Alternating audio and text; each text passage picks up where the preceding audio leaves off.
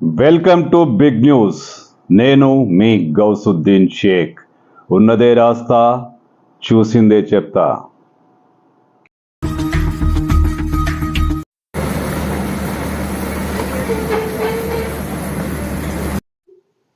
ఎన్ని అడ్డంకులు వచ్చినా, ఎన్ని రాజకీయ ఒత్తిళ్లు ఎదురైనా హైడ్రా బుల్డోజర్లు ఆగబోవని స్పష్టం చేసిన రేవంత్ ప్రభుత్వం అందుకు అనుగుణంగానే హైడ్రాను మరింత బలోపేతం చేసే దిశగా అడుగులు వేస్తోంది. తాజాగా హైడ్రాకు పోలీసు అధికారులను కేటాయిస్తూ నిర్ణయం తీసుకుంది. ఇందులో భాగంగా హైడ్రాకు 23 మంది పోలీసు అధికారులను కేటాయిస్తూ తెలంగాణ డీజీపీ కార్యాలయం ఉత్తర్వులు జారీ చేసింది.